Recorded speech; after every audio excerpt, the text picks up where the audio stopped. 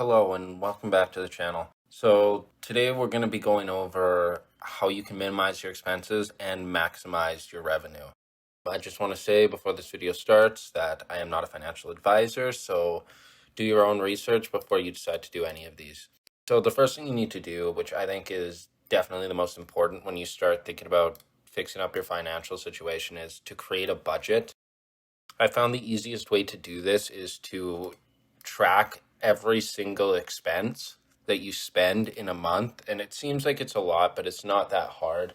If you end up taking receipts from everywhere, at the end of the month, you can kind of add up how much you're spending and what you're spending a lot of your money on. And then from there, you can create a budget where you can set aside a specific amount of money for different things like eating out, the groceries, eating out, Ubers, like those types of things. And that way you can be more aware of where your money's going and how you can cut back on those types of costs.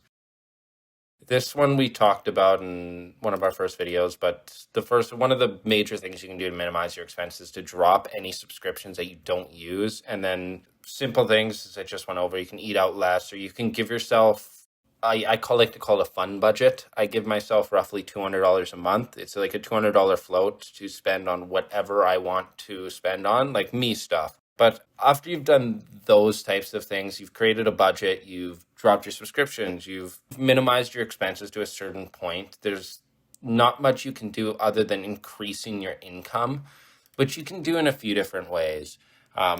You've probably heard it a lot. Everyone will tell you to find a side hustle. And it's definitely easier said than done. But if you do have skills, it's important to leverage the skills you already have you can do that through sites like Fiverr. If you're a graphic designer or you know how to code or you're half decent at Photoshop, like any of those types of skills and even other skills, you can basically set up a Fiverr page for just about any skill that you have, and people will come to you to commission you to do work for them. And Fiverr is pretty overinflated these days, so it does take a little while to get going, but once you get one or two reviews, you're set. You'll be higher up on the Fiverr page, and people will be more likely to hire you for their services. And the next one is one I personally use and I have used for the last 2 months or so, and it's an app called Freecash.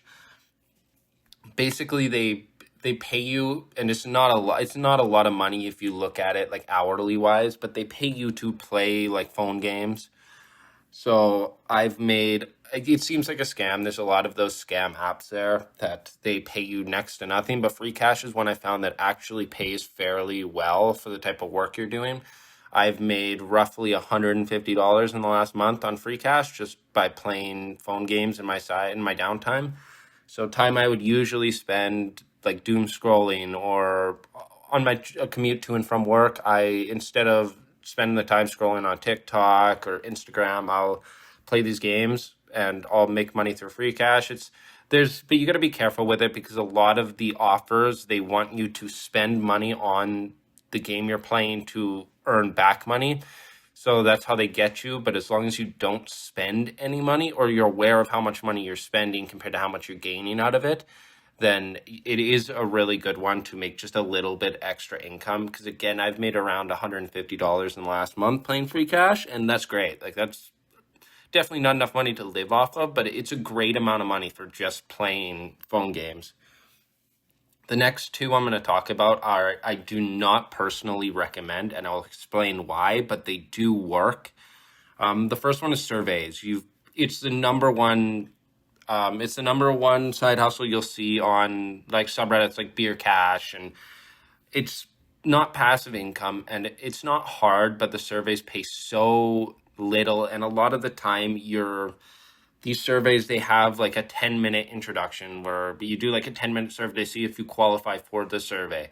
And a lot of the time you'll waste an hour just trying to qualify for surveys. And you won't qualify for any of them because they're looking for a very specific demographic. So you've wasted an hour and you've got nothing. Or the surveys in question are only paying like 10 cents per survey that takes you 15 minutes to do. they're not fully a scam in the sense that they don't pay out. They do pay out, but it's just not really worth it for the amount of time you have to put into it. There's a lot of better things you can put your time into to make a little bit more money. And the next one is also one I really don't recommend. It's game testing.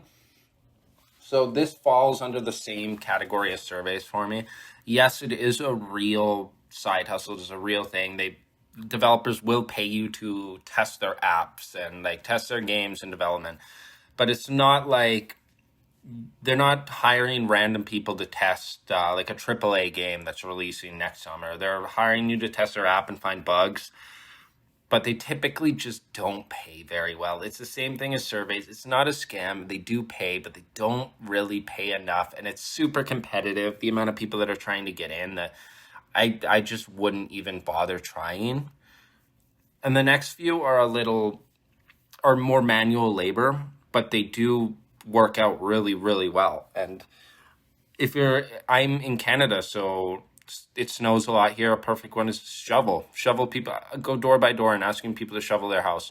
You can probably roughly $20 per house you can get from people, and a lot of people don't want to shovel. It's the same thing with lawn mowing. You can go door by door and offer to mow people's lawns for $20, and within an hour you'll probably find at least 2 or 3 houses that'll do it. That's $40 an hour if you're fast with it, depending on the lawn size and whatnot. And then there's also window cleaning, which is this one I've seen all over TikTok already. Like, it's out there, but it is viable, and the startup cost is very, very low. It's the same thing with shoveling. Your startup cost is basically a shovel. Window cleaning is about the same thing. Your startup cost maybe $30 for some basic tools. Lawn mowing is a little bit different unless you're currently living with your parents or you can afford a lawnmower and you're willing to put that money down. But those three are beautiful. They're amazing side hustles if you can do a little bit of labor. Because if you think about it, if you do $20 per house, if you do 5 houses a day, it's $100. Do it again every week, because most of this stuff like shoveling, lawn mowing, window cleaning, you can get customers that you go back to that same house weekly. You build a customer base. And if you get that extra income, you're looking at like $400 a month extra income just for shoveling the snow every week or mowing someone's lawn every week or doing their windows every week. It's not a bad deal for what you're getting out of it. And I would really consider trying it because, again, shoveling snow and window cleaning, they're so low startup costs that anyone can just go and cough up the $30, $40, just try it to start it. And if it doesn't pan out, it doesn't pan out. You're only down $40. It's not like you dropped like $200, right? The positives outweigh the negatives tenfold. And the next one I want you guys to look into is flipping items on Facebook Marketplace. This seems like an easy one, and it seems like it's very oversaturated, which in a way it is. But people that are trying to get rid of stuff on Facebook typically put that stuff at pretty low prices compared to what it's actually worth, because they want to get rid of all the old stuff they have and they want to get rid of it fast. So if you go on Facebook, you can buy, and depending on what type of thing you're trying to flip on Facebook, you can actually make this a fairly lucrative side hustle. If you fix up furniture, for say, if you have a vehicle that you can transport furniture in, you can buy chair sets, tables off Facebook for under $100, clean them up and sell them as new for $200. That's double what you paid for it. But you can also buy smaller time items as well, clean them up a little bit and sell them for an extra $20, $30. But the thing with Facebook is you need to be aware of what you're buying, because a lot of the things you buy might not actually be worth much, and it might take a really, really long time for you to sell that item. So you got to be aware. If you're going to do Facebook, you got to be aware of what you're buying and how much you can actually flip said item for. But it is a beautiful one. People flip cars on Facebook too. It's not just small time items. Again, people flip furniture, people flip cars. If you have a decent amount of startup capital, you can flip some pretty high value items on Facebook. So it is something I think you should look into. And another one, this one I have not personally done, but I've looked into doing. There is a little bit of startup required, but it's not a crazy amount, is like dog sitting or dog walking. There are multiple apps. One of the more reputable ones I've found is called Rover, where you basically you set up your profile. There is, but this is where the startup capital comes in. There is like a one time like $50 or $60 profile review, just to weed out fake accounts and stuff like that, and maybe people that aren't probably shouldn't be doing dog walking or dog sitting. But if you do have that startup capital, I've had friends who have done it through Rover, and they've made a good chunk of money doing it through Rover. It's simple. You set up your profile, you set up whatever hours you're willing to work, people contact you, or you contact people that have ads up to walk their dogs, to sit their dogs, play with their dogs, so on and so forth. And it's fairly okay. It's like $20 for a 30-minute walk. It's a decent way to make a little bit of money. And the last thing I'll talk about in this video is a TFSA. This is a tax-free savings account in the in finance circles. You'll hear that in the Canadian. In the US, it's you're looking more on your Roth IRA or your 401k. But if you're in Canada specifically, you'll hear about the TFSA a lot. The TFSA and the RRSP, you'll hear about those a lot. So I will have a separate video. The next video I post after this will be talking about the different types of investment accounts, like the TFSA, your RRSP, your first homeowners savings account, Roth IRAs, your 401k for the US. So I do highly recommend you look into opening up a TFSA.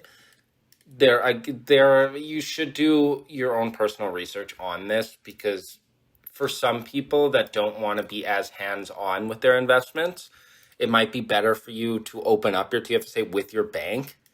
But for someone like me and others who want to be a little bit more hands-on with their investments, it might be more worth it for you to invest independently with a company like Wealthsimple.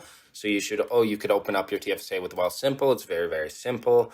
And again, both have their advantages and disadvantages. So I do highly recommend doing your own research when it comes to this. But that's where I'll leave it today. I will have another video talking about TFSAs and the different types of investment accounts and which ones you should start with and so forward. But I just wanted to put that seed in your mind about what a TFSA is, and that it is very important, especially when you're getting into the finance field and you're looking into investing. The TFSA is very important. It's one of the first things you should research before you decide to throw any money into any investments. Just keep that in mind. And thanks for watching, guys. I hope you gained something from this video. I hope you leave with a little bit more knowledge than you had before, and I'll catch you guys in the next one.